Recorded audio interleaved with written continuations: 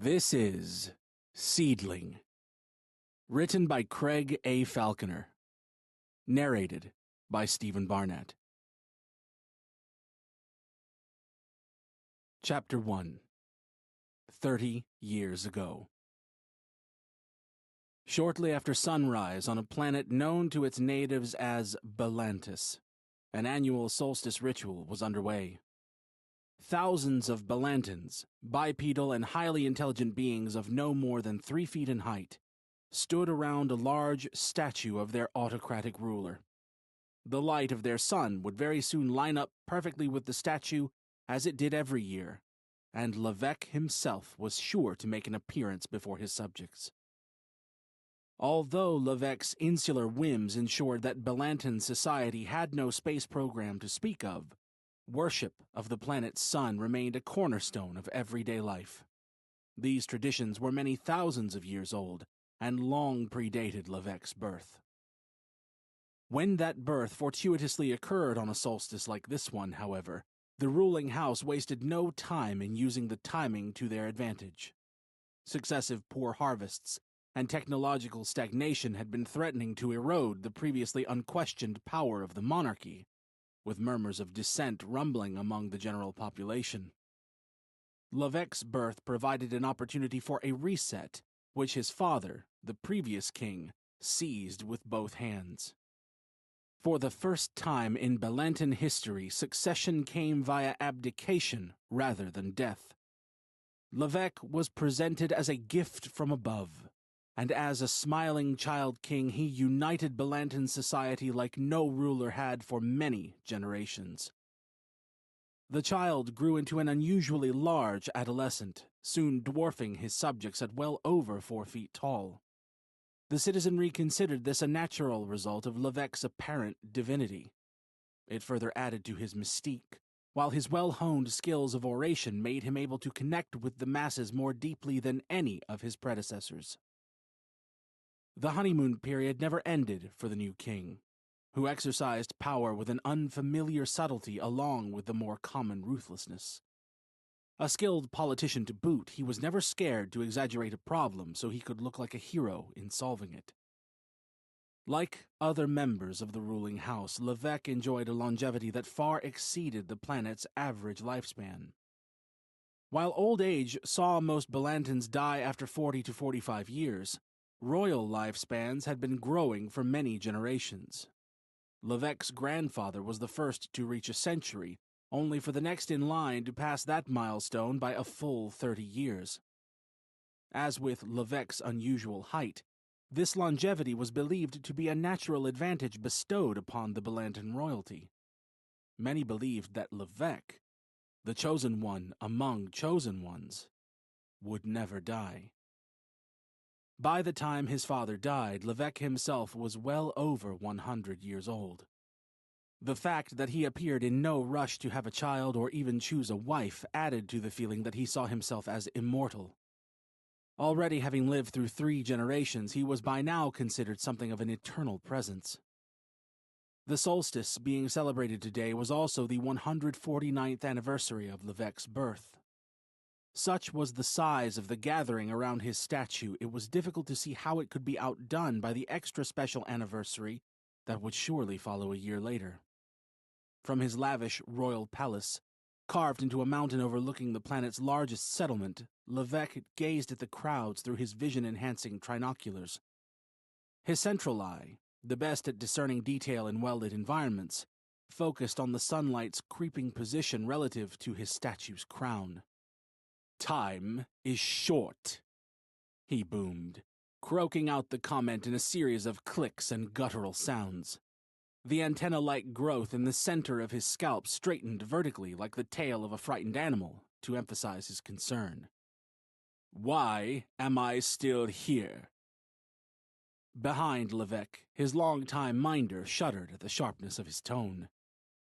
Tamun, who had been the only true member of Levesque's inner circle for over a century, was responsible for the king's schedule and just about everything else. Access to the same advantages as Levesque granted Tamun a long life, and his carefully maintained anonymity in the public sphere ensured this would raise no questions. The two grew up together, with Tamun becoming a royal confidant during what was an otherwise lonely childhood for the king. Although every upper-class parent with children in Lavec's school wanted their offspring to befriend the young king, his royal aura and privileged mannerisms pushed most away from developing any real connection with him. Tamun, the only real exception, saw his friendship rewarded with a life of comfort and excess he had never dreamed of before being brought into the royal fold. He had no life beyond the palace walls and sometimes wondered if a normal life, and death, might have been preferable to the endless monotony of his role. "You asked to leave as late as possible," Tamun replied. "We have abundant time, unless you have changed your mind about the length of your address." Still gazing out from his throne, Lavec responded with a silent no by whipping his antenna from side to side. "In that case, we can prepare to leave whenever you please," Tamun continued. "There is no need to rush. We need no more than—" The dissonant croaking of Tamun's speech was interrupted by an even sharper sound, as the stone door behind him quickly descended into its floor-based recess. Tamun's antenna shot skyward, along with Lavec's. Both of their gazes turned urgently towards the threshold. Precious few individuals had access to the palace, let alone the top level, and all knew better than to open the king's door without permission. Both relaxed slightly when they saw Golar, a highly trusted security officer. The natural relief that came with seeing him rather than an intruder, though, was tempered by the tension in his eyes and the stiffness of his own cranial antenna. Golar, normally unshakable, was troubled. "Speak!" Lavec boomed from his throne. Golar hesitated before getting to the details, as though disbelieving what he was about to relay. "Spit it out!" Lavec demanded. After exhaling deeply through his porous skin, Golar continued. "Something has arrived from the sky," he said. "An object, not of this world, made not of rock nor anything else known to nature, my king. It arrived today, out of sight of the masses gathered for the ceremony. I saw the object falling, and I set out to gather it before anyone else could reach it.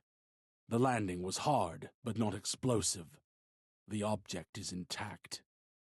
Speechless and unsure what to think, Tamun turned squarely to Lavec. The king rose from his throne, instantly towering over the others. He walked slowly to the door.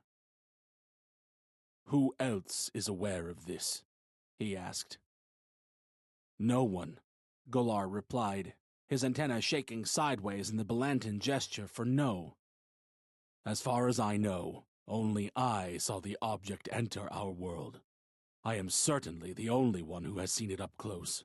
It is secure within the gates." At first, Lavec turned to Tamun and signaled towards the door. "We must assess this," he said. "But first—" As his harsh-sounding words trailed off, Lavec faced Golar once more. His next action was instant, and so was its result. With neither hesitation nor mercy, Lavec wrapped his enormous hands around Golar's throat and squeezed the life out of him. The king's trusted security guard slumped to the floor, dead. "He knew too much," Lavec said to an understandably stunned Tamun. "Now, come along. I must reach the masses in time. But before I do, we must attend to this so-called object from the sky." Chapter 2. Utterly taken aback by the viciousness of his king's action, Tamun descended the palace's stairway with a lump in his throat. Golar had been a loyal and trusted member of the house, and Lavec had just unceremoniously killed him for nothing. Worse still, Tamun considered, Golar was killed for doing the right thing. After all, he had brought the news of a mysterious falling object directly to the king, having ensured no one else could see it up close. Showing no remorse for his callous actions, Levesque hurried ahead down the stairs. His size naturally allowed larger strides than Tamun could keep up with. By the time Tamun got outside and caught a glimpse of the object, his king was already studying it with great intrigue. The silver, capsule-like object was roughly as large as the bed in Levesque's royal quarters, which was to say several times larger than any other on Belantis. A coarsely tied rope was wrapped around the object, evidently having been attached to the mining vehicle Golar used to tow it to this private spot. Tamun crouched to the ground and got as close to the object as he could without touching it. There was a shine to the object's material like nothing he had ever seen, and the amazement on Levesque's face suggested the whole thing was just as alien to him. "This is not natural," the king solemnly declared. Tamun pondered those words. "So where did it come from?" he asked. "That is the question," Levesque replied. "And until we have some kind of answer, no one can know of its existence. I must leave for the ceremony, and you must remain here until we can assemble a team to fully analyze whatever this is. The timing is good, with everyone else in the city square, and that timing can be no coincidence. Today of all days, the day of my birth and the day of our solstice. This is a gift, Tamun. From where and from whom is the real mystery." More speechless than ever, Tamun gazed back at the object towards a section that looked different from the rest. Levesque encouraged him to touch it and grip what looked passably like some kind of handle. As Tamun grasped the cold material, motivated by curiosity as well as duty, he quickly felt a release of tension as the handle gave way and allowed him to slide open a panel. "Well, well, well," Levesque mused, peering into the now open capsule. "I truly must make my way to the square. But you should take it upon yourself to look inside. Fetch your chemical and genetic sampling kits before you begin. We must be thorough. And Tamun, I don't think I have to remind you that this stays between us." After what just happened to Golar, there really was no need to say this. Tamun, who oversaw King Levesque's all-important and highly secretive genetics programs, went to the lab to gather his sampling kits as soon as the king was gone. He found 2 workers were on duty, among the only citizens unable to attend the solstice ceremony due to the need for constant monitoring of the growth chambers. Looking at those chambers and their occupants as he passed, Tamun understood perfectly well what the kits would be used for. He wasn't as clear on the why, but naturally knew better than to question Levesque. Likewise, the on-duty workers knew better than to ask Tamun why he was here rather than at the ceremony, let alone why he was leaving with 2 sampling kits. Back outside, Tamun soon heard rapturous roars from the distant crowds. Their king had evidently arrived. The cheering continued at sporadic intervals, no doubt in response to comments Levesque was making. While the relatively short ceremony was taking place, Tamun bravely climbed into the bizarre capsule. Keeping something like this secret for long would be no mean feat given its size, and he feared that Levesque would hold him responsible if any other palace staff saw it from a window, and especially if word got out to the citizenry at large. Everything had happened too quickly to allow time for any serious reflection, but Tamun already knew that the object laying before him could change everything. Harmony on Belantis rested upon several facts that might have just been exposed as invalid assumptions, such as the notion that King Levesque was the biggest and wisest being in existence. That potential to undermine royal authority was why Tamun felt surprised that Levesque ordered a study of the object, rather than its immediate destruction. The only explanation was that he truly did see it as a gift from above, and Tamun considered this to be a particularly bold assumption. The capsule's interior was without question the strangest environment Tamun had ever been in. The sights all around were so alien that he hardly knew how to make sense of them. All he could do was focus on running the sampling kits over everywhere he could reach. The ceiling, assuming the capsule had crashed right side up, proved too high. Tamun wasn't even sure if Levesque would be able to reach it unaided. For now, that left him to focus on the walls and floor. His chemical sampling kit picked up all kinds of interesting things.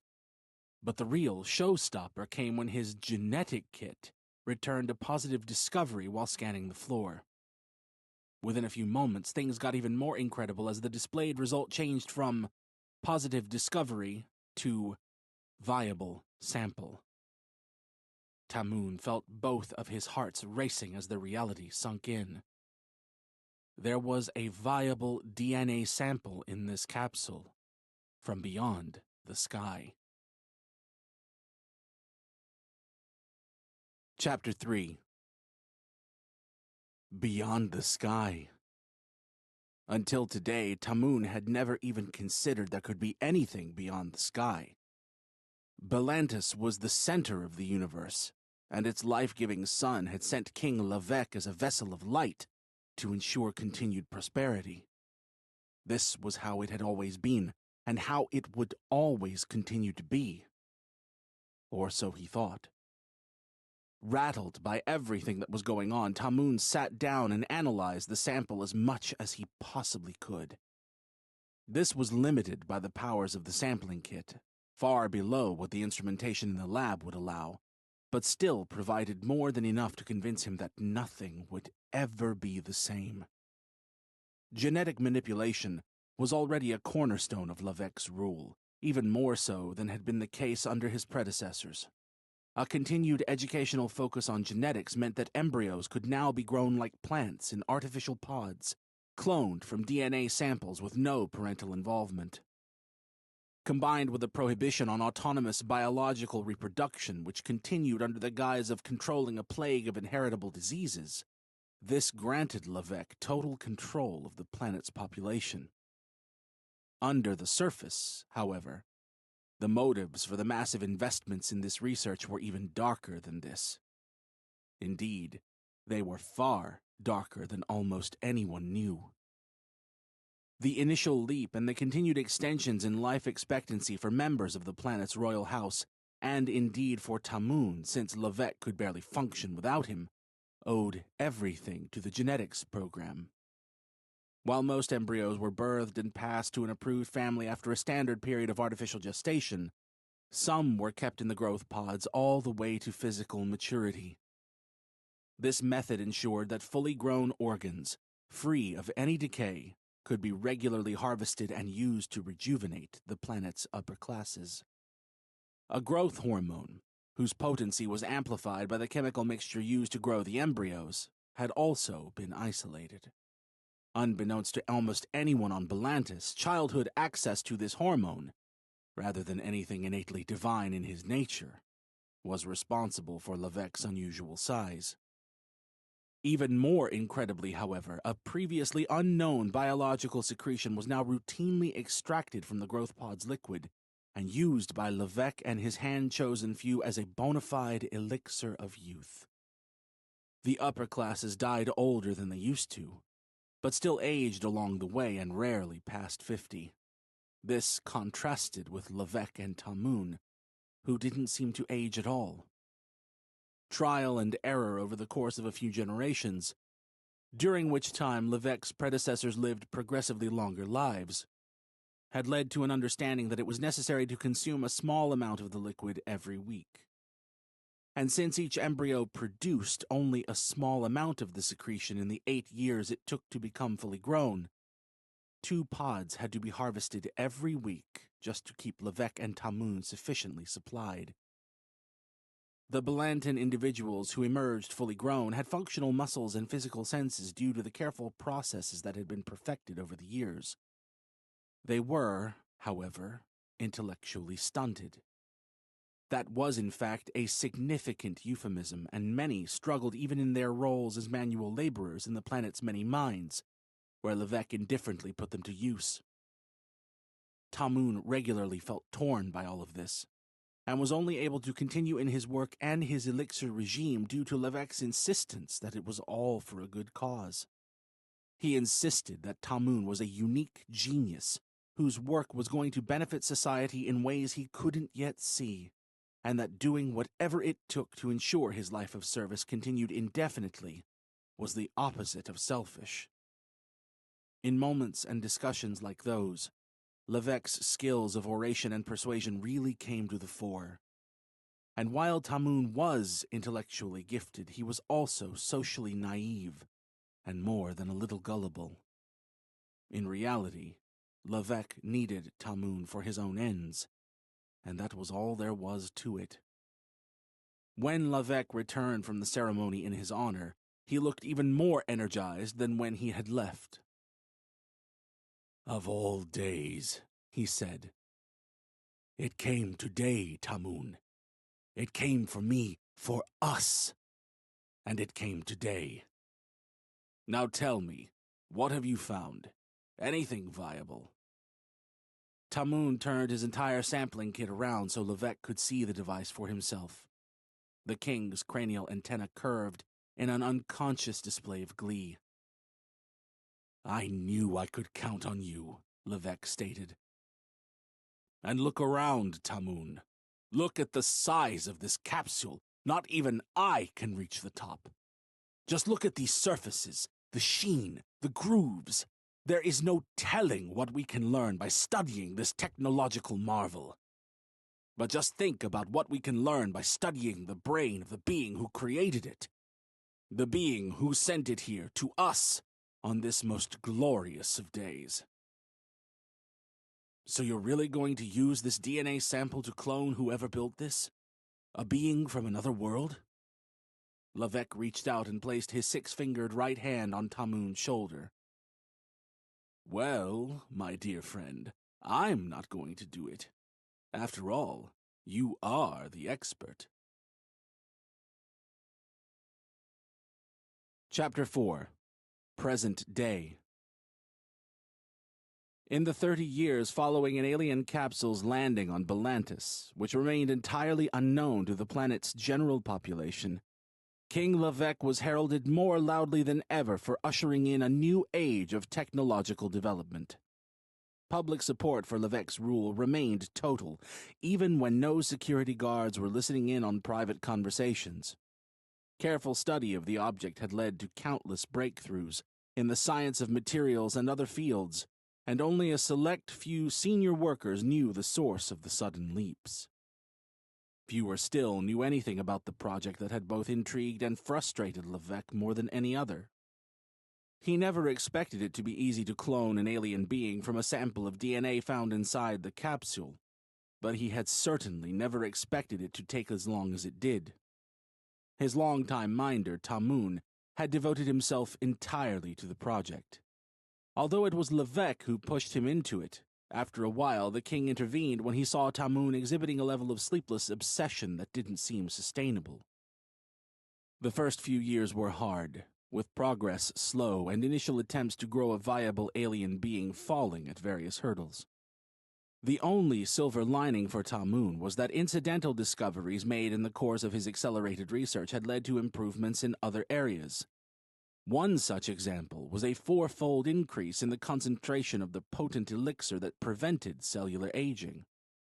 That particular improvement didn't yield the result he wanted, however, as Levesque opted to maintain their current rates of embryo growth and turnover in order to stockpile the elixir, rather than opting to reduce the number of collaterally stunted individuals born into their world by a factor of 4. Levesque and Tamun appeared as young as they had on the day the capsule fell from the sky, but that fact was by now so taken for granted that it barely merited any thought. A full 10 years of alien-focused DNA experimentation passed before Tamun cracked the alien growth code, perfecting the conditions and chemical nutrition required to maintain embryo growth in the alien life form. When that day came, he had never been happier. It was a true happiness rather than mere relief, too, because Tamun had come to see the growth, birth, and particularly a potential public revelation of the alien as an epoch-shifting moment for Belantis. King Lavec, although an old friend, was growing increasingly paranoid and sometimes cruel. Tamun could never say so in public, but he thought a change could be good for his society. The problem was that there was no successor, what with Lavec having doubled down on his quest for immortality, and choosing not to birth a child in case he would one day be pressured to abdicate as his father had been. One possible outcome of the alien's public debut, in Tamun's mind, was that Lavec's position as a supreme being, the supreme being, would be challenged by the presence of a larger and seemingly more intelligent being who had somehow sent a miraculous object to Belantis from a world so far away that it couldn't even be seen. Tamun was surprised Lavec was considering showing the being to the public when it was finally fully grown, but chose not to try to talk him out of it.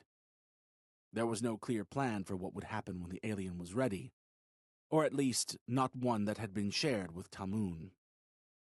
It took longer for the alien embryo to finish growing than anyone had anticipated. After 8 years, by which Tamun's kind reached full size, the alien was of a similar size to them. There weren't many other similarities, though. The being's 2 small eye sockets, 5-fingered hands, antennaless head, and disproportionately elongated legs all made it a very bizarre sight to the handful of trusted staff whose oversight work required them to see it for themselves.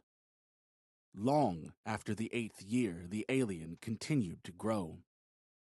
Lavec checked on the progress frequently and congratulated Tamun for nailing down the processes by which the alien's muscles were developing well, despite disuse in a coma-like growth phase that was as unnatural as anything could be. When the growth time reached an almost unfathomable 20 years, Tamun was finally satisfied that the being's brain had stopped developing. The body had more or less ceased growing 2 years earlier, but the neurological changes that came with its final passage into adulthood were as important to the process as anything else. After all, Lavec wasn't interested in this colossal alien for menial labor, even if its size and evident muscular power did make it an excellent candidate for such a role. This was all about the brilliant brain that created the sky-crossing capsule, and the all-consuming goal of growing another one as similar to it as possible. Belantin embryos were now growing into adults with better developed brains than had once been the case, and hopes were high that progress on that front would translate to this project too. Lavec, always one for symbolism, wanted the grand awakening to occur on the day of the solstice. Since the next solstice was very soon after Tamun's announcement that the alien was ready, he had no complaint about waiting. Lavec kept many of his plans to himself, so Tamun couldn't be sure if a public proclamation or even a public revelation was on the cards. But the timing made him consider that it just might be. On Solstice Day, everything was in place for the grand awakening. When that moment of truth drew so near as to be just the press of a button away, only a handful of people were present in the lab. There was Tamun, naturally, and there was a scientific specialist in the behavior of the planet's non-intelligent native wildlife. Lavec posited that this scientist might be able to interpret the alien's emotions or actions in ways others couldn't, since he was well versed in studying other life forms. The only other individuals in the room were 2 young security guards, who had both been given moderate doses of the isolated growth hormone that made Lavec so much bigger than the rest of his kind. They were halfway between Lavec-sized and regular-sized, but they were utterly awestruck by the enormous alien who had to be at least 6 feet tall. Lavec insisted that Tamun should be the one to push the button that would drain the oversized growth pod of its liquid and awaken the alien, on account of just how tirelessly he had devoted himself to the project for so long. Grasping an emergency sedation gun in his left hand, Tamun gratefully accepted this offer and reached for the button with his right. He pressed the button and held his breath, watching in silence as the liquid drained away and his alien seedling, the fruit of so much labor and so many attempts, finally opened its eyes. "I've done it," Tamun thought to himself, suddenly feeling less joyous than he had long expected to. "Whatever it is, I've done it now." Chapter 5. In front of Tamun, advanced screens relayed all kinds of data about the aliens' vital signs. These screens had been built using electronic technology reverse-engineered from the crashed alien capsule, but he was paying no attention to them whatsoever. Tamun didn't need any medical instrumentation or digital readings to know that the huge alien was okay, at least in strictly physiological terms. It was holding its weight with its own 2 feet, for one thing, which was a very positive sign. The methods responsible for this had been perfected in the pod-based growth of native Belantan embryos, but no one had been sure that the alien's muscles would have developed sufficiently without any use. They certainly looked like they had, with his legs and shoulders in particular making it look like it would be an imposing threat even at regular size, rather than its towering 6-foot height. However, Tamun also didn't need the animal reading expertise of his colleague to know that the alien was the opposite of calm. Developing any kind of common language was a challenge Levesque had already set for other educational experts who weren't here to see this big moment. But the alien's body language spoke for itself. More specifically, the way the alien began thrashing around almost immediately made it clear that he wanted out of the growth pod. The pod held up, to the credit of its developers, who admittedly owed their progress to some of the technological leaps enabled by close study of the crashed object. The pod was reinforced, far stronger than those used to grow run-of-the-mill Belantan bodies for harvesting, and everyone standing on the other side of it as the alien flailed its powerful arms was very glad of that fact. The alien was squinting its oddly beady eyes, too, having initially covered them with both hands in apparent protest at the bright yellow, artificial lighting that the natives were used to using indoors. It seemed to have far more sensitive eyes than they did, at least to this kind of light. Like its ability to stand on 2 legs, though, this itself was something of a success. After all, it meant that the eyes were working despite never having been used throughout a massively elongated artificial gestation period. "I'm going to partially sedate it," Tamun announced. Like everyone else on his side of the pod, his antenna was standing as concern swirled over the alien's continued anger. He leaned forward and slightly turned a dial on the interface in front of him, pumping a small amount of a calming gas into the pod. Within seconds, the alien stopped flailing. It didn't slouch, but did look somewhat calmed. It returned one of its hands to its eyes, making an instinctive and rudimentary shield against the brightness, and peered out towards its audience. "Give it this," the animal expert said, handing Tamun a filter-like sheet of some kind of artificial material. "Even native species can't handle our indoor lighting. We like it bright, they don't. And this guy's species could come from a world with a sun that's nothing like ours. We could make an eye shield to fit him, like we have for other animal test subjects. But this will do for now, and it'll show him you mean well." "He's not an animal," Tamun said, taking the filter. He then knocked on the pod until he became the sole focus of the alien's attention. At that point, he held the filter up to his own eyes before placing it in the pod's double-sealed handover compartment, which enabled items to be passed in and out without danger. The alien took the filter and quickly held it up to his eyes, where it suddenly looked small. "Fast learner," Levesque said approvingly, speaking for the first time since the awakening. Tamun placed the palm of his 6-fingered right hand against the pod. It took a few seconds, but the alien soon did the same with its hand, 1 finger short, but much larger. "That's communication," the animal expert said. "Tamun, you're already building trust." A positive feeling flooded through Tamun. He would be hard-pressed to describe it, but it was certainly there. Explaining it was a whole lot easier, since none of the worst-case things that could have gone wrong had come to pass. So far, things were going very right. The first victory, which he had never taken for granted, was that the alien woke up at all. The second was that the pod held up to its understandable flailing, and the third was that the flailing stopped with a safe dose of atmospheric sedative and no need for anything more invasive. Best of all, however, was the fourth victory Tamun hadn't dreamed of securing so quickly. Because this hand-to-hand contact, albeit with the pod in between, was more than communication. It was connection. "Give him more sedative and let him out for the capsule inspection," Levesque instructed. "We know our air is okay for him because it's the same in there. He clearly evolved somewhere with a similar atmosphere, which makes sense when you consider that this planet was the identified target for his capsule." Instantly, Tamun's eyes tore away from the alien. "Capsule inspection?" he asked.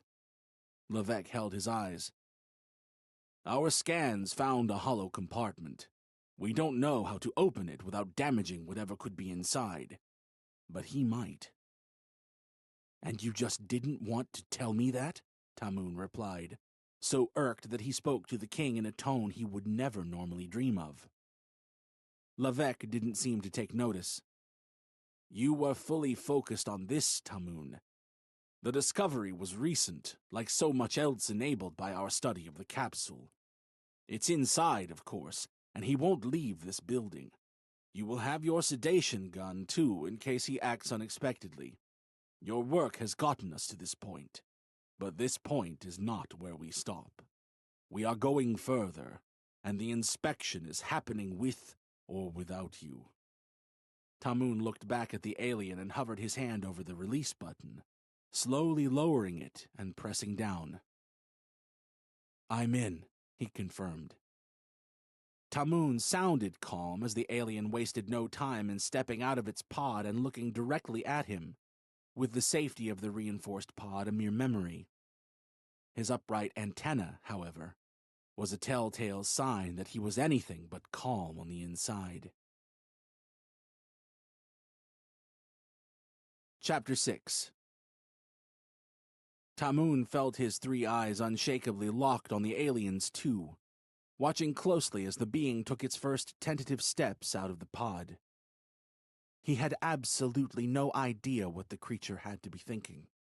The best he could do was to imagine himself in its shoes, awakening in a bizarre world surrounded by a group of smaller beings who didn't look much like him at all. The thought process was all but impossible to wrap his mind around, and even if Tamun had more time, he didn't think he would be able to come up with much. One thing the alien didn't look was scared. It had no cranial antenna, which made it difficult to be sure, but there was little hesitation in its movements once its feet first left the pod and touched the stone floor of the laboratory. "It should feel the effects of your minor sedation for a while, shouldn't it?" Levesque asked. "Should?" Tamun replied. Levesque hesitated. "Well, like I said, you have the gun in case you need it." Tamun then stepped aside as Levesque called the animal behavior expert forward. Tamun didn't know the guy well or really at all, but his hunch about the visual filter had been correct. The scientist held his hands up, palm outwards, in what he clearly thought was a universal sign of peace. "Let it come to us," he said to the others. "It has to think it has agency here. It has to feel like it's in some degree of control, not imprisoned or threatened." Whether such a gesture had any cross-cultural meaning was very much unknown in Tamun's mind. And there was also the small matter that this alien effectively had no cultural understandings whatsoever. After all, it had grown up inside a liquid soup of chemical nutrients without any mental stimuli, with the exception of some electric pulses that had shown good trial results in improving the mental function of native Balantan embryos gestated to full size. Tamun really didn't know what they were dealing with. Was this alien functionally a child because of how it had been grown? Or was it a genius beyond their comprehension, with its innate biology set to shine through? He imagined the truth was likely to be somewhere in the middle, but where exactly on the continuum, it would remain a mystery for now.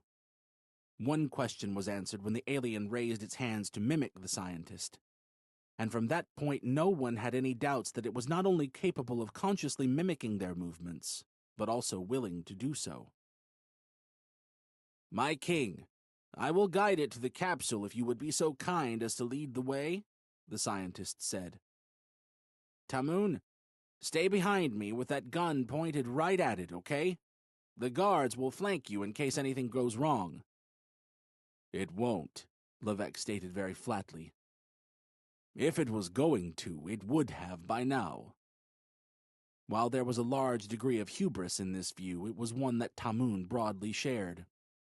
The alien was exhibiting a willingness to cooperate, and the largest hurdles had been navigated. Levesque then led the way to the capsule, with the procession moving as planned.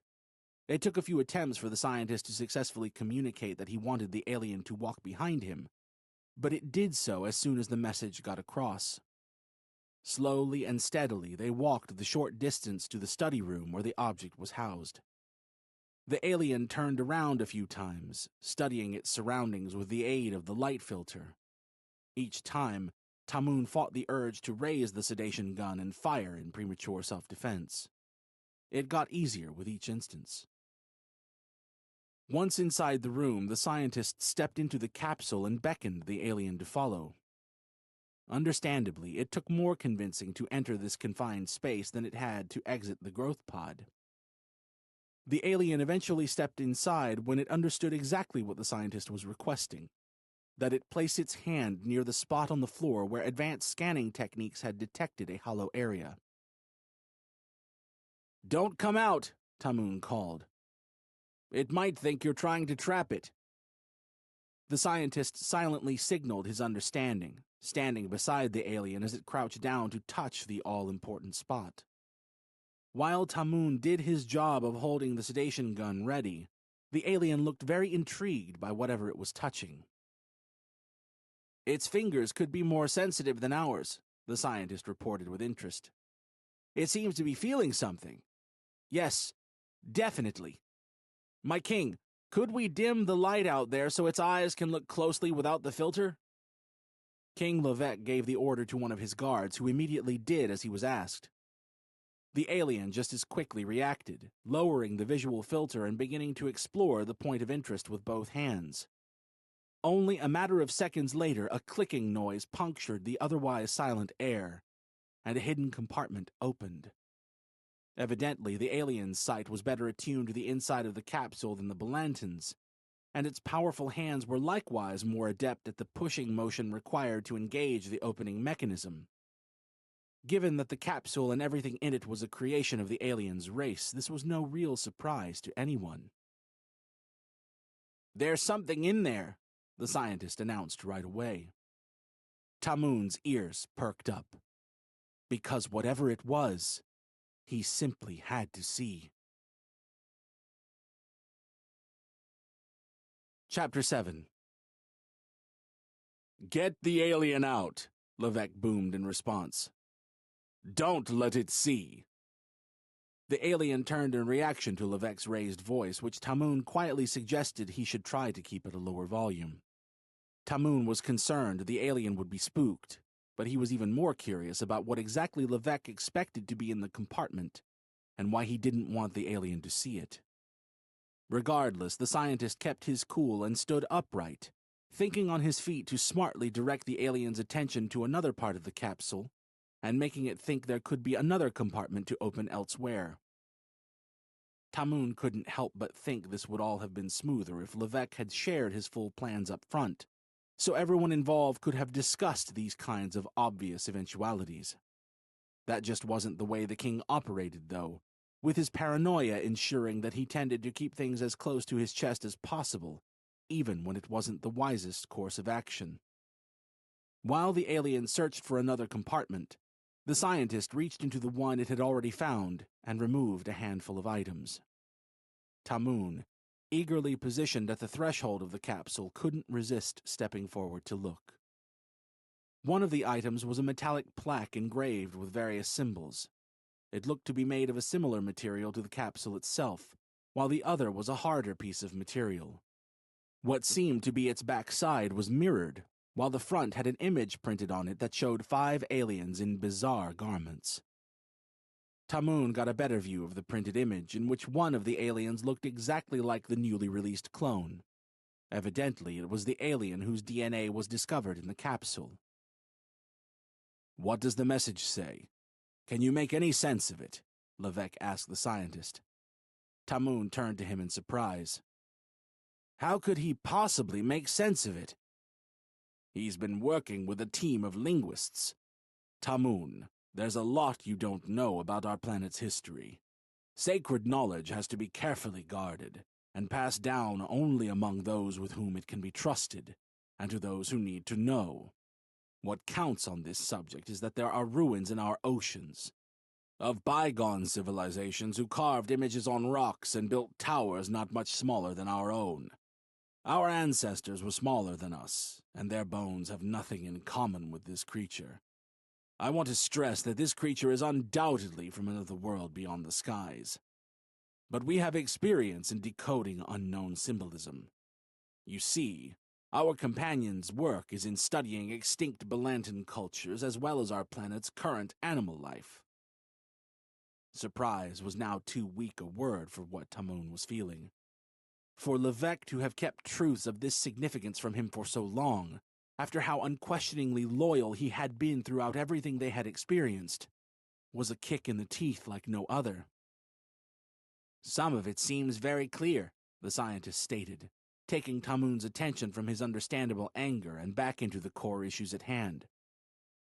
"If we assume the aliens sent this with the intention of it being discovered, it makes sense they've made it as clear as they possibly could. I believe these engravings are trying to tell us that their world is dying. We need second and third opinions, but it looks to me like they're saying they have sent a message like this to 7 locations, including our own." 7 worlds? Tamun pondered in amazement. 8, in fact, since the aliens were sending the messages from their own. He could hardly believe it. Belantan society was so insular, effectively by continued royal decree, that before the capsule's arrival no one had ever looked skyward and considered that there could be anyone else out there. The idea that this evidently advanced alien race had detected so many worlds and deemed them possible hosts of intelligent life forms was absolutely mind-blowing. "I can't tell much more from this right now," the scientist said. "There is more, but the symbols get smaller and more complex. My king, I suggest we open this up to the public. Someone may have greater insight." The alien, meanwhile, continued to explore. Rather than reply to the scientist, Levesque turned directly to Tamun. His antenna was upright, signaling a fear or discomfort that Tamun neither shared nor even understood. For his part, Tamun still felt extremely slighted over everything that had been kept from him. "This cannot get out," Levesque told him. "The fear and uncertainty would be too much, Tamun. 7 more possible intelligent races. Our appeal to natural authority would be shot. We would no longer be the automatically presumed apex of life. And the image, that blasted image, look at what it tells us. 5 aliens working together were responsible for this capsule reaching our world. Not one supreme being, a team of beings more advanced than us, but equal to each other. It's a worst-case scenario. If the public knew about all of this, our system of unitary rule would be in danger from both sides of the argument. In a world that is one of 8, they would no longer see me as the divine being of supreme power. And from the other side, they might start thinking about what they could achieve if they united as one.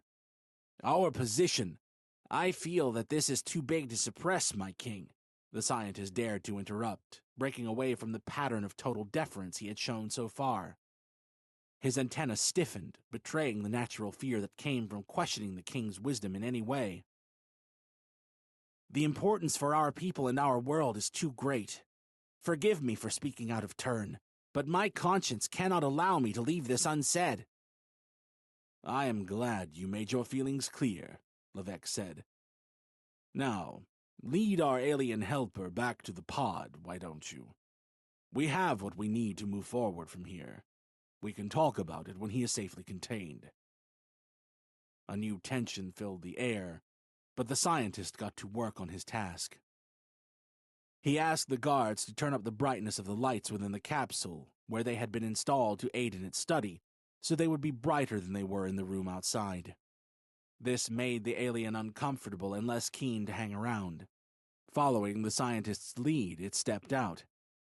Tamoon had no idea how Levesque thought they could persuade the alien to re-enter the pod, which was apparently the plan.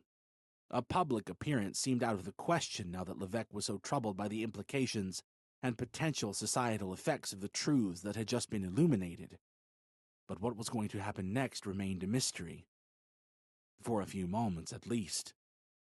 For the few moments it took until Levesque, this time hanging back as the scientist led the way, leaned in close to Tamoon. Coldly, and without emotion, King Levesque delivered the most troubling of instructions. Tamoon, before they reach the lab, I need you to shoot them both. Chapter 8. Tamoon stopped walking and stood stunned for several seconds. Just shoot them both with the sedation gun, Levesque continued. And the guards, right afterwards. We'll keep the alien alive for a while for further study, given all you've done to get it to this point. And I'll dispose of the others. You don't have to do anything else. We simply cannot allow these dangerous truths to infect our public consciousness. We have worked too hard to build and maintain our system of rule, and our position depends on nothing, Tamoon snapped. Our system of unitary rule, our position, our nothing. This has only ever been about you. I watched you kill Golar the day the capsule arrived, all because you thought he knew too much. I stood by and I said nothing, and that haunts me every day. But you're out of your mind if you think I'm going to help you kill anyone else. And for what? What's this about killing? The scientist asked, stepping back towards Levesque. The alien didn't follow, staying instead in the spot where they stopped walking. He doesn't want any of this to get out, Tamoon explained. He just asked me to sedate you and said he'd dispose of you later. Guards! The king boomed. And you too, Tamoon said. All three of you. He would kill me too, if he didn't depend on me for every damn thing he does. Everyone looked squarely at King Levesque, whose upright antenna said more than 1,000 words ever could. In an act of desperation, he lunged forward and rapidly wrapped his large hands around the scientist's neck. As with Golar 30 years earlier, death came almost instantly. Levesque then grasped the recovered alien items the scientist had been holding and turned to face the others. He was the danger to our societal harmony, he tried to convince the guards. We can move on from this and talk about... A guttural roar filled the air as the alien reacted to the violence it had just witnessed. Even if only to a small extent, it had developed some kind of bond with the scientist, as it had with Tamoon, and the air of calm around it had just been murderously punctured. Rather than attack Levesque, however, the alien simply roared and ran. It ran the only way it could go, back towards the lab, and Tamoon, holding the sedation gun, had no option but to follow. What the hell have you done? He barked at Levesque as he ran. The king stayed where he was. Deal with both of those problems, he demanded of his guards. First the alien, then Tamoon. This ends now. Chapter 9. Tamoon heard the king's order. It cut him to the soul, far deeper than had the recent revelations of how much Levesque had been keeping from him. But he couldn't stop moving. The unrestrained alien was some combination of angry, scared, and confused. It was also a very evident combination of huge and powerful. If it were to escape the lab altogether, which wasn't far-fetched given that all of the reinforcing work had been done on the pod rather than the walls and doors, there was no telling what havoc it could wreak. Especially with masses of citizens already gathering in the city square for the solstice ceremony that was scheduled to take place later in the day, a rampaging creature of this size could be a full-on disaster. As soon as that thought of the gathered masses entered Tamun's mind, it took over. His brain was in full-blown reactive mode, dealing with unexpected developments at every turn and trying to see a path forward. But all of a sudden, one idea changed his mental paradigm. Quite simply, he came to see that as well as presenting the obvious danger of casualties if the angry alien got out, the mass gathering could be an opportunity, if the alien wasn't angry. Tamun knew that Levesque was now a paranoid shell of the king he used to be, which was saying a lot since he had never been much more than a selfish tyrant. But what Levesque wasn't was crazy. As ever, there was a method to the king's madness. He wasn't wrong in thinking that a sudden revelation that a team of aliens from a far-away world had worked together to send a message to Belantis would be a destabilizing event. After all, how couldn't it be? His manic concerns about the consent for his autocratic rule being undermined by the existence of a larger and more technologically advanced race struck Tamun as well-founded too. And that was where the opportunity came in. A line had been crossed when Levesque asked Tamun to take out the scientist and the guards, then quickly crossed again when he ordered those same guards to take out him. But a much more emotive line, drawn in the blood of an innocent individual, had been irrevocably crossed when Levesque maniacally strangled the scientist to protect his own position. It was different and worse than the Golar incident, which Tamun had more or less been able to convince himself was excusable, since Levesque was apparently acting in the common good. But now that Levesque had shown himself willing to conceal important truths about Belantan history even from Tamun, simply to protect his own position, and far more importantly, that he had shown himself willing to kill for the same selfish reason, all previous illusions had been shattered.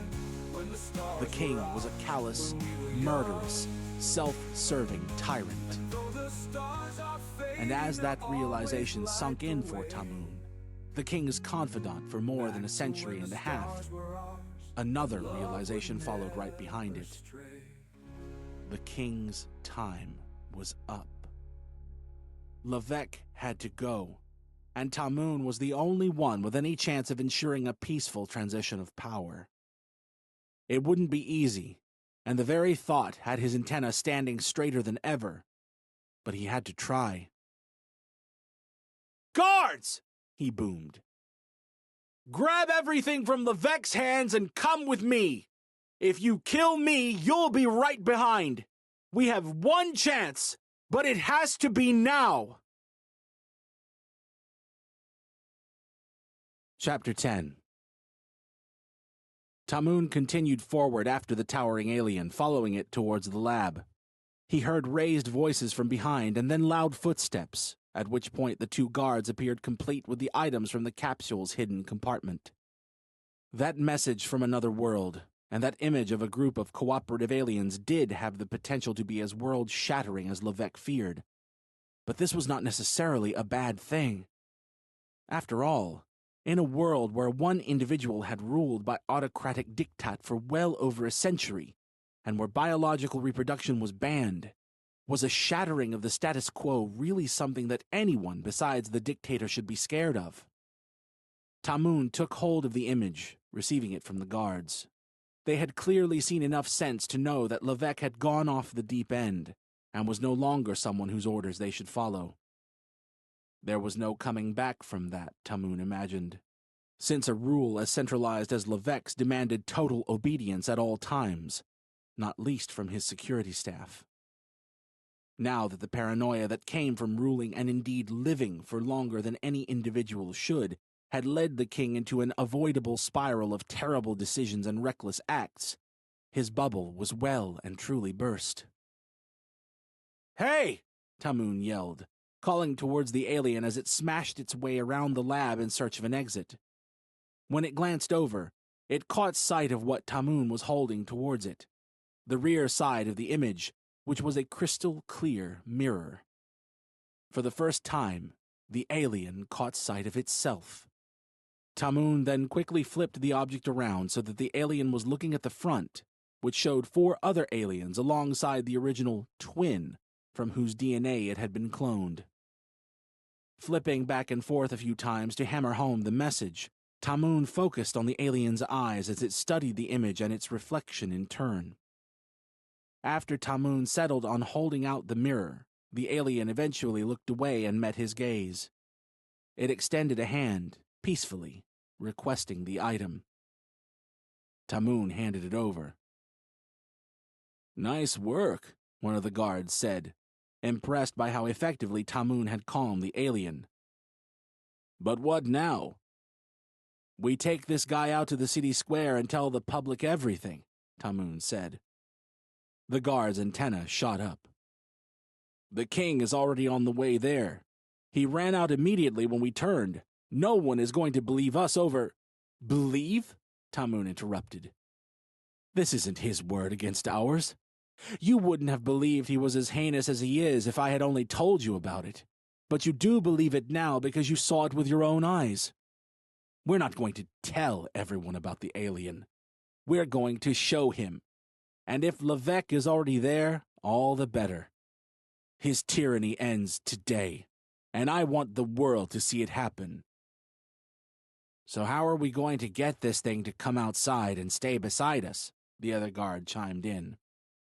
Tamun looked in his direction. "Those are 2 different questions. He'll stay close if you 2 walk slightly ahead and I stay behind. I'll have the emergency sedation gun, and he will come outside.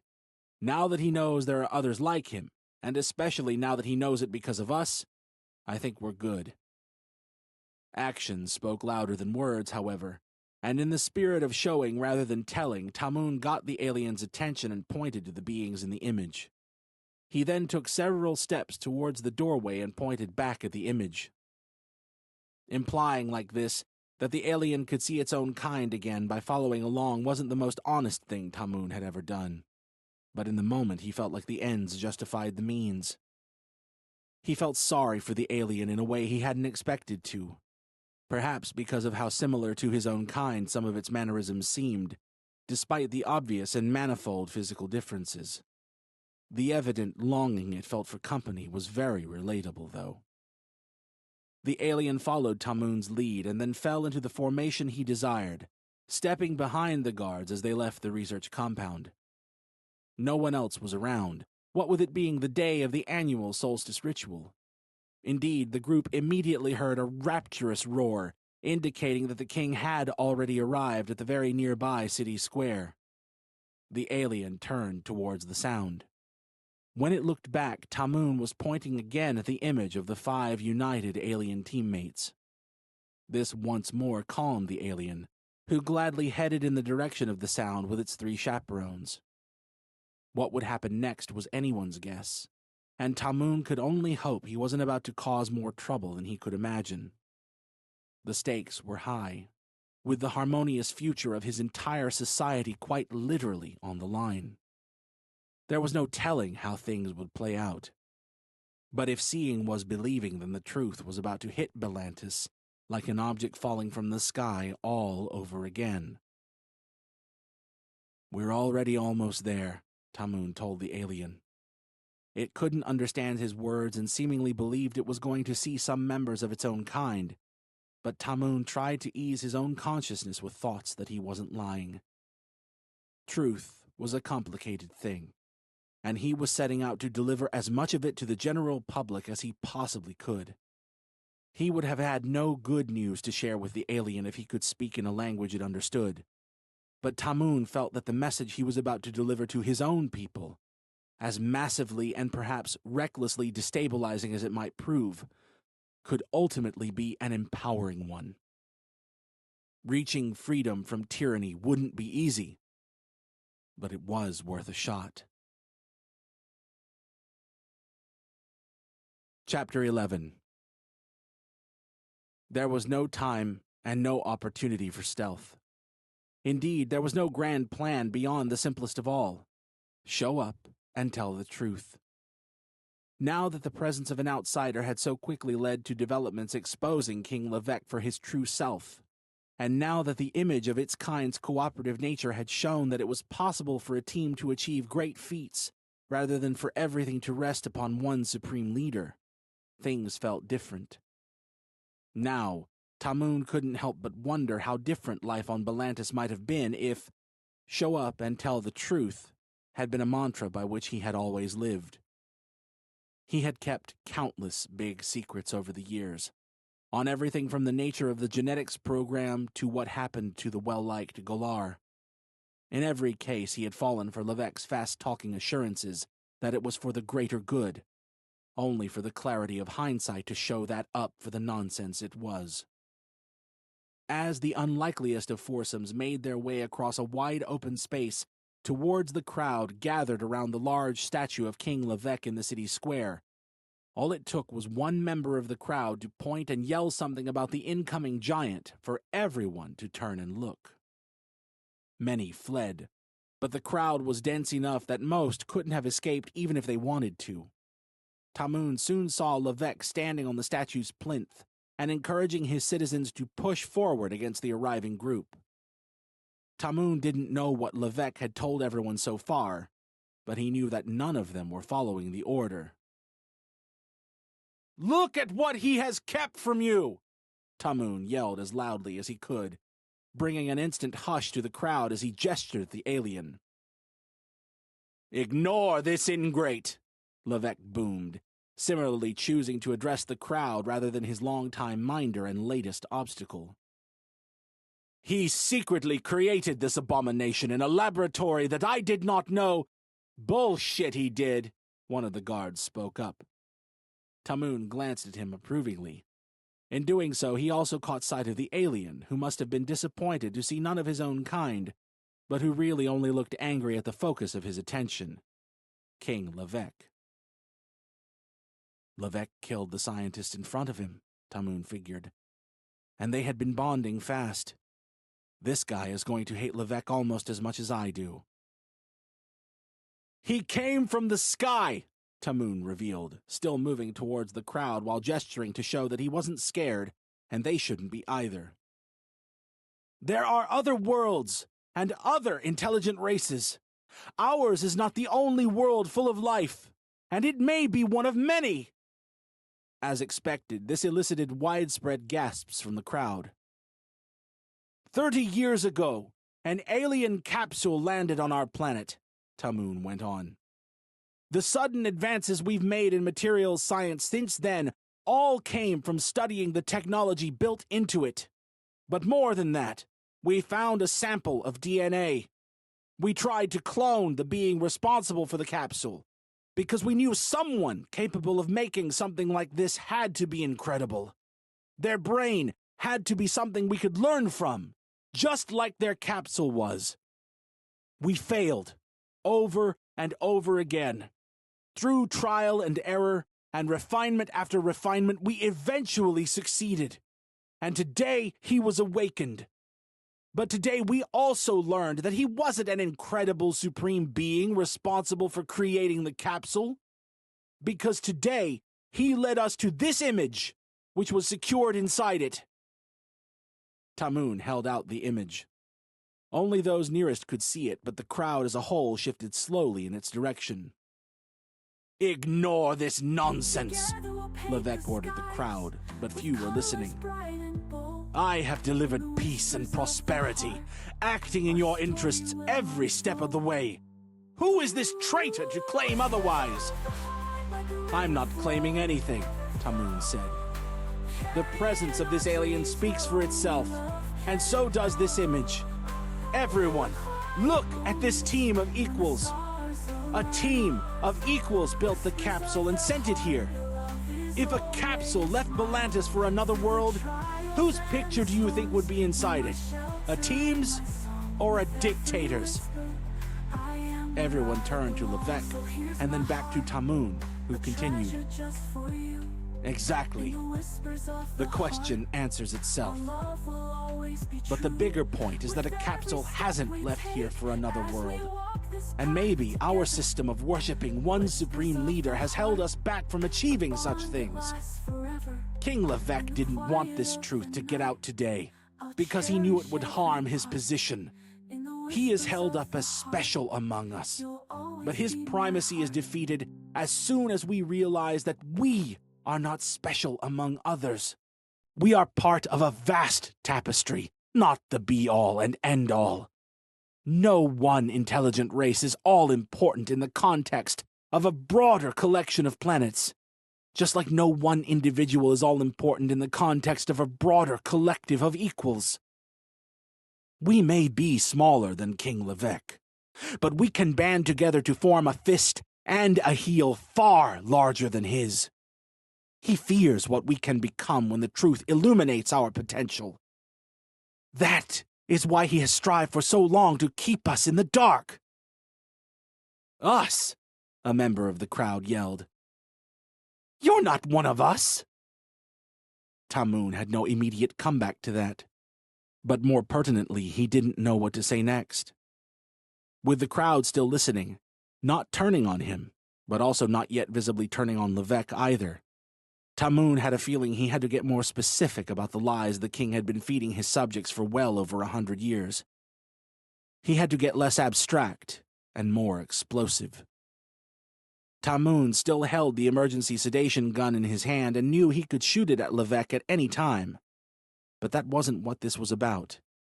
This was no attempt to seize power, but rather an attempt to motivate the masses into taking it for themselves. There was never any increase in hereditary disease, Tamun revealed. I've been around for as long as Levesque, because we both have access to an elixir that is secreted as a byproduct of artificial gestation. I was alive when he outlawed biological reproduction. And I can tell you that it was for no reason other than to entrench his power by breaking the autonomy of the family unit and positioning himself as the giver of life. Our genetics program has secrets of which I am gravely ashamed. And if I have any defense, it is that I foolishly believe the king's lies regarding the justification for much of what I am exposing now. I just want those of you who have had biological children confiscated to know there was no good reason for it. There was no real societal health scare. There was no need. At this, and at last, it was as though a switch was flipped. Murmurs in the crowd turned to roars, and a tearful mother suddenly stepped forward and yanked the sedation gun from Tamun's hand before her approach even registered.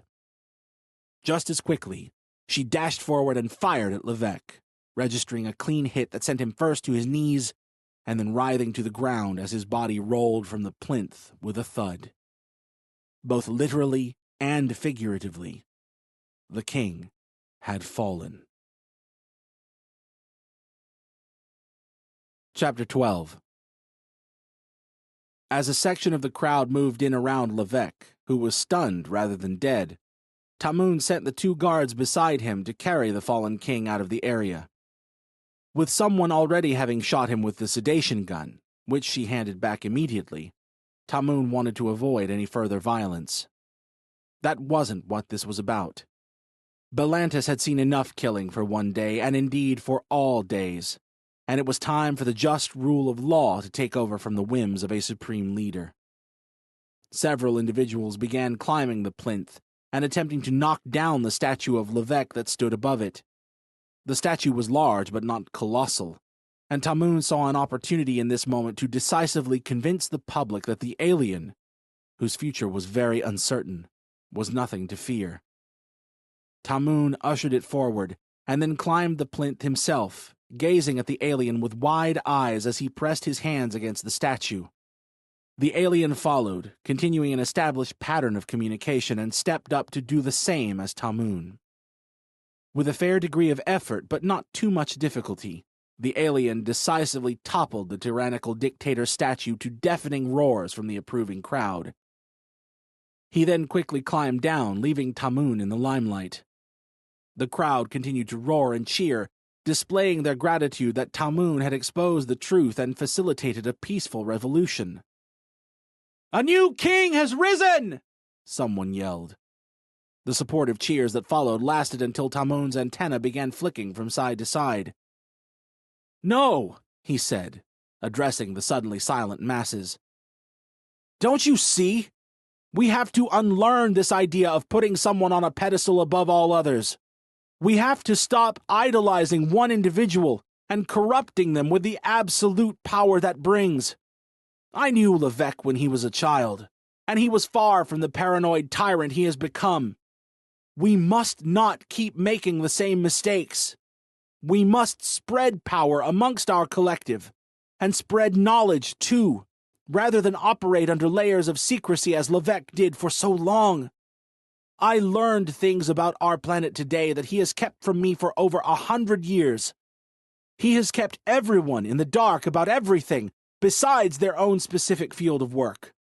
By breaking that structure of secrecy, we give ourselves a chance to improve our lives and to reform our institutions of education, of government, of culture. We must move towards progress and away from fear." "On that point of atomized knowledge," a loud voice boomed from very close to the front of the crowd. "Yes?" Tamun asked. "I have been watching the skies for 12 years at Levesque's direct order," the individual continued. "I knew nothing about any alien object, much less your genetic project to clone this remarkable being that stands before us. What I do know is that something unnatural is approaching our world. I have been tracking it for almost a year, since it became visible, and my observational projection is that it will arrive in a small fraction of that time, far less than a year. Do you have any insight on that? Or does anyone else, based on any isolated projects they might have been working on?" "I have an idea," Tamun said, his antenna curving in a sign of relaxation and hopefulness. He grasped the message-bearing plaque that the guards handed him before carrying Levesque's stunned body away from the crowd. "This message was inside the capsule too, and we believe it signifies that the senders, this guy's species, had to flee a dying world. I'll need help making sense of all the symbols, but that's what we're going on so far. We also believe they sent the capsule and message as a means of announcing themselves as peaceful travelers, perhaps to set the scene for a peaceful meeting if or when they get here." "We will be blessed with the arrival of supreme beings from above?" someone asked with barely contained glee. "There are no supreme beings from anywhere," Tamun replied. He sensed now that facilitating a cultural unlearning of the desire to give power to one individual or small group deemed supreme over all others would take longer than he first thought. He had taken the first steps, though, and that was the only place to start. With Levesque down and out, statue and all, there was true hope in Tamun's heart that Belantis would have a bright future. He then gazed again at the placid alien and climbed down from the plinth to join him. The alien looked calmed by what had happened, evidently satisfied that an individual whose violent tendencies he had seen up close was no longer at large. It truly was all but impossible to discern anything that this just-awakened clone from another world was thinking, but his body language, antenna or not, at least seemed to reflect some of his feelings. Tamun held the image of the alien team in front of the giant creature once more, then pointed to the sky. Again, a positive change in the alien's posture appeared to indicate that he understood. Back when Tamun was persuading the alien to come with him to this very spot, he had implicitly twisted the truth to imply that he thought the alien would be in line for a meeting with others of his kind. Now, though, there was no need for twisting anything. The Levesque-appointed stargazer was unequivocal in his belief that a large object or vessel of some kind was on the way to Belantis, and the context provided by the day's earlier discoveries left Tamun in little doubt as to who was on their way inside it. In the meantime, he would make it his priority to ensure the alien he grew in a liquid-filled pod would be as happy and comfortable as possible until it was no longer alone. Tamun held the view that for his own species and for the alien race, which were both seemingly emerging from very challenging circumstances, a harmonious existence on Belantis was possible. It had taken meeting an outsider for the Belantans to look inside themselves and opt to overthrow the tyranny that had held them down for so long, and Tamun was very hopeful about what further contact could bring.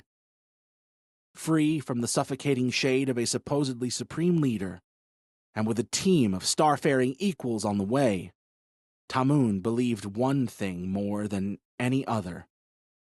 Whatever path his fellow citizens and any incoming visitors might ultimately choose, their future held bountiful promise. But most importantly of all, that choice was theirs.